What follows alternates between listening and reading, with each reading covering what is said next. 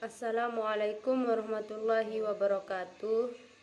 Perkenalkan, nama saya Bairini Hendriani dari kelas G Manajemen Fakultas Ekonomi dan Bisnis.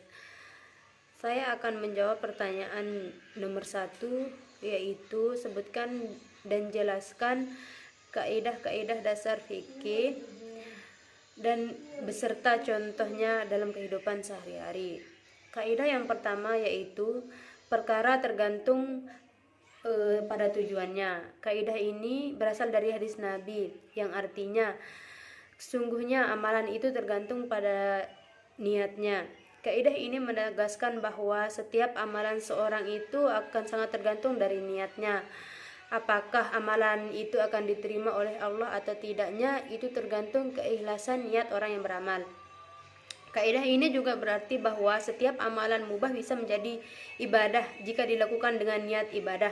Contoh, duduk diam dalam masjid jika diniatkan untuk i'tikaf, maka itu akan menjadi suatu ibadah. Kaidah yang kedua yaitu keyakinan tidak bisa dihilangkan dengan keraguan. Kaidah kedua ini berasal dari hadis Nabi tentang orang-orang yang ragu apakah dia telah buang angin atau tidak dalam sholatnya. Kemudian Rasulullah SAW bersabda, hendaknya ia tidak meninggalkan atau membatalkan sholatnya sampai ia mendengar suara atau mendapati bau kentutnya. Selain itu ada pula hadis dari salah satu sahabat Nabi di mana Rasulullah SAW bersabda, jika salah seorang kalian ragu-ragu dalam sholatnya dan dia tidak tahu apakah dia sudah sholat 3 atau 4 rakaat, maka hendaklah dia membuang keraguannya dan menetapkan hatinya atas apa yang ia yakini. Seperti contohnya, saya sudah melakukan sholat 3 rakaat, tapi saya ragu apakah sudah 4 rakaat atau 3 rakaat. Sedangkan saya sudah sholat 3 rakaat, tapi yang saya yakini yaitu saya sudah melakukan sholat 4 rakaat. Berarti saya harus mengambil yang 4 rakaat. Karena keyakinan itu tidak akan termusnahkan oleh keraguan. Yang ketiga, kesempitan mendatangkan kemudahan. Kaidah ketiga ini berasal dari firman Allah yang artinya Allah menginginkan kemudahan buat kalian dan tidak menginginkan kesulitan buat kalian. Maksudnya, apabila terdapat kesulitan dalam satu hal, maka akan ada kemudahan atau sesuatu yang sebelumnya. Dengan kaidah ini, maka hadirlah berbagai macam rusah atau keinginan dalam beribadah apabila seorang muslim mengalami kesulitan. Contoh, keringanan dalam sholat. Apabila kita sedang sakit dan tidak mampu untuk berdiri, maka dianjurkan untuk duduk. Ketika tidak mampu duduk, maka dianjurkan untuk berbaring. Allah meringankan di sini untuk yang sedang sakit, dan Allah meringankan perbuatan ibadah seperti wudu. Ketika tidak kesulitan mendapatkan air, maka boleh dengan bertayamum. Kaidah yang keempat yaitu kemudaratan hendaknya dihilangkan. Kaidah keempat hadir dari observasi para ulama. Terdapat hadis Rasulullah yang mengatakan bahwa janganlah memberikan mudarat kepada orang lain atau saudara sendiri dan juga diri kalian sendiri. Dengan adanya dalil ini, maka seseorang diperbolehkan melakukan sesuatu yang sebelumnya dilarang untuk menghindari kemudaratan yang lebih besar. Misalnya, orang yang sedang berada di dalam kelaparan.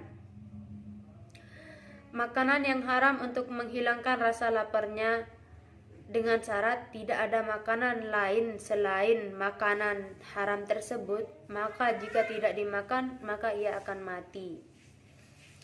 Kaidah dasar yang kelima yaitu adat atau kebiasaan bisa menjadi landasan hukum. Apa yang kaum muslimin menganggapnya baik, maka ia di sisi Allah juga baik. seperti adat istiadat bisa dilakukan asalkan tidak bertentangan dengan agama. Islam sangat menghargai budaya atau adat yang dianggap baik, termasuk dalam kaidah fikih ini. Itulah 5 landasan hukum atau kaidah fikih yang ada dalam agama Islam. Masing-masing kaidah ini dapat digunakan sesuai dengan waktu dan kondisi yang sesuai. Dengan memahami kaidah fikih akan ada banyak manfaat yang bisa dapat dilakukan. Salah satunya adalah menjadi lebih mudah untuk menentukan hukum atau kebolehan suatu perkara. Sekian dari saya. Wassalamualaikum warahmatullahi wabarakatuh. Assalamualaikum warahmatullahi wabarakatuh. Perkenalkan, nama saya Baik Nurlaila Aprilianti dengan nomor induk mahasiswa A1B021266 Fakultas Ekonomi dan Bisnis Manajemen kelas G Universitas Mataram. Pada kesempatan kali ini saya akan menjawab soal UAS Pendidikan Agama Islam nomor 2 mengenai penjelasan maqasid syariah beserta contohnya. Maqasid syariah yang pertama yaitu tentang memelihara agama. Sebagai bentuk penjagaan Islam terhadap agama Islam, Allah Subhanahu wa taala telah memerintahkan kita untuk beribadah. Bentuk maqasid syariah untuk melindungi agama merupakan hak memeluk dan meyakini seseorang boleh dan berhak memeluk agama yang diyakini secara bebas tanpa adanya pengganggu. Contoh penjagaannya adalah dengan melaksanakan sholat, zakat, puasa, haji, zikir, dan lain sebagainya. Sedangkan contoh pencegahannya dilakukan dengan jihad atau hukuman bagi seseorang yang murtad. Maqasid syariah yang kedua yaitu memelihara jiwa. Bentuk maqasid syariah untuk melindungi jiwa merupakan landasan dan alasan yang menyatakan bahwa seseorang tidak boleh untuk disakiti, dilukai, apalagi dibunuh tanpa ada alasan yang jelas. Selain larangan untuk membunuh, Islam juga melarang adanya bunuh diri. Itu terdapat dalam Quran surah An-Nisa ayat 29. Contoh penerapannya adalah dengan makan dan minum, berpikir positif atau optimis, dan mendekatkan diri kepada Allah Subhanahu wa taala. Sedangkan dari segi pencegahannya dilakukan dengan qisas dan diyat. Maqasid syariah yang ketiga yaitu memelihara akal. Bentuk maqasid syariah untuk melindungi akal atau pikiran berangkat dari hal ini, maka segala hal yang menyebabkan hilangnya akal dan pikiran menjadi tidak boleh, termasuk di dalamnya adalah mengonsumsi narkoba dan meminum minuman keras. Contoh penerapannya dengan bentuk penjagaan dilakukan dengan makan dan mencari makan. Sedangkan dalam bentuk pencegahan salah satunya dengan menegakkan hukuman bagi pengonsumsi narkoba. Maqasid syariah yang keempat yaitu memelihara harta.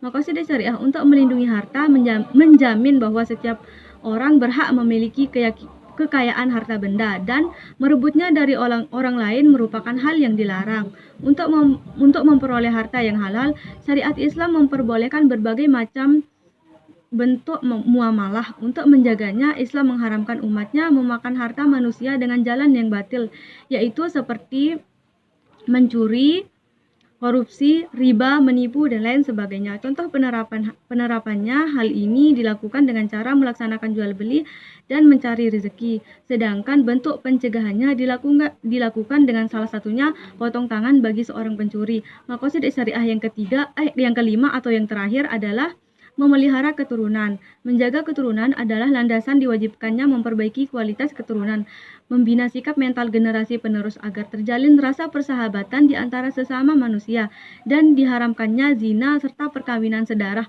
Maqasid syariah untuk melindungi keturunan, maka zina menjadi terlarang karena dapat memberikan dampak negatif baik secara biologis, psikologis, sosial ekonomi, hukum waris, dan lain sebagainya.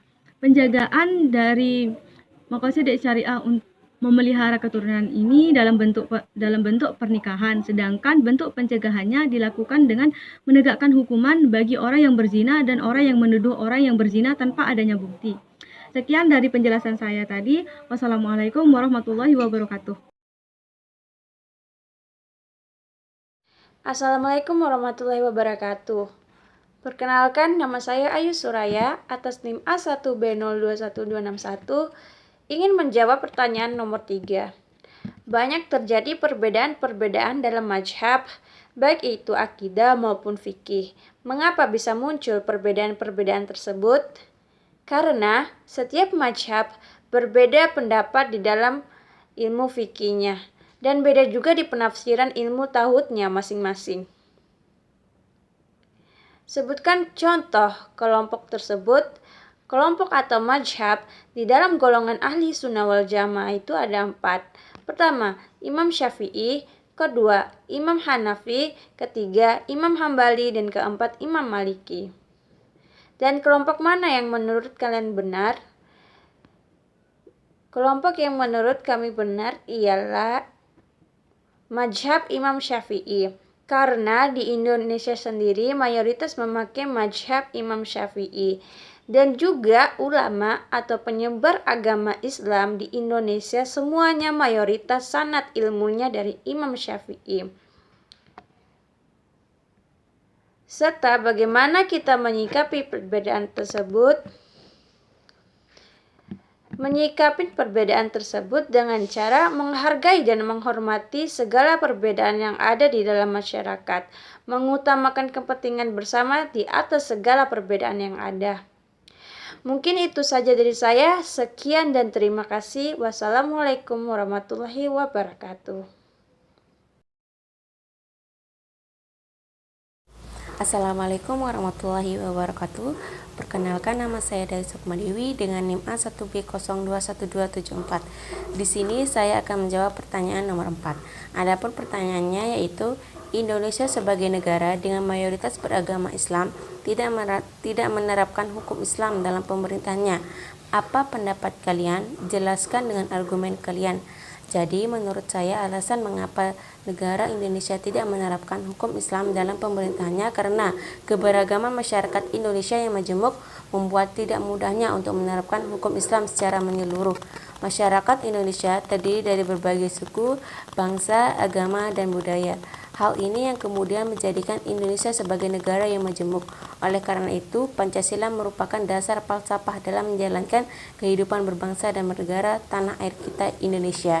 Apabila kita menerapkan hukum Islam saja dalam pemerintahnya, maka akan terjadi penolakan atau keberatan oleh agama lainnya. Jadi, meskipun Indonesia tidak menerapkan hukum Islam secara menyeluruh seperti negara Islam lainnya, namun sesungguhnya nilai-nilai dari hukum Islam itu sendiri tetap terkandung dalam berbagai peraturan perundang-undangan. Sekian argumen yang dapat saya sampaikan. Assalamualaikum warahmatullahi wabarakatuh. Assalamualaikum warahmatullahi wabarakatuh. Nama saya Anissa Ulfahani dengan NIM A1B021258, kelas manajemen G. Di sini saya akan menjawab pertanyaan nomor 5. Islam adalah agama yang dibawa oleh Nabi Muhammad SAW pada 1400 tahun yang lalu dan masih eksis sampai sekarang. Apa yang membuat agama Islam tetap eksis dan bagaimana Islam menghadapi perubahan zaman dan modernisasi? Ada 2 modal Islam untuk bisa eksis. Yang pertama, bahasa Arab. Cak Nur rahimahullah pernah mengatakan, agak sulit dimengerti bagaimana dalam satu masyarakat yang sederhana atau jazirah Arab berkembang bahasa yang begitu canggih sampai bisa menampung firman Tuhan yang terakhir, yaitu Al-Quran. Bahasa yang paling berpengaruh dalam peradaban dunia yaitu Sanskerta, Latin, Yunani, dan Arab. 3 yang pertama sudah mati, tetapi bahasa Arab masih hidup. Jangankan membaca bahasa Latin ratusan tahun lalu, sekarang saja sudah susah. Sementara buku-buku bahasa Arab itu ada sejak ratusan tahun sebelum Nabi, masih dapat dibaca sampai sekarang. Yang kedua, agama Islam itu sendiri. Dengan bermodalkan Al-Quran dan hadis dengan tuntunan para ulama yang mumpuni, Islam mampu menjawab semua permasalahan manusia, generasi ke generasi. Mulai dari manusia bangun tidur sampai tidur kembali, dari masuk keluar WC sampai masuk keluar pasar, dari hubungan dengan Allah yaitu ibadah sampai hubungan dengan sesama manusia dan lingkungan sekitar. Semuanya dibahas tuntas. Contohnya, lihatlah bagaimana Islam memposisikan debu.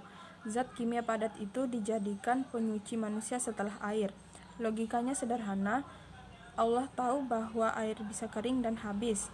Makanya Allah menjadikan debu sebagai barang penggantinya, karena debu tidak mungkin habis, tidak ada, pasti selalu ada di lingkungan manusia. WHO saja yang mengurusi segala lingkungan yang sehat mengatakan, dalam lingkungan yang paling sehat sekalipun akan ada debu minimal 20 mikrogram per meter kubiknya. Karena kemampuan Islam menjelaskan segala masalah manusia, tak mengherankan jika manusia dapat menerima Islam dengan baik. Indonesia saja yang dulu manusianya 100% non-muslim, giliran dimasuki Islam berubah menjadi mayoritas hingga kini. Sungguh prestasi dakwah yang luar biasa. Mungkin hanya itu yang bisa saya sampaikan. Lebih dan kurangnya mohon dimaafkan. Wassalamualaikum warahmatullahi wabarakatuh.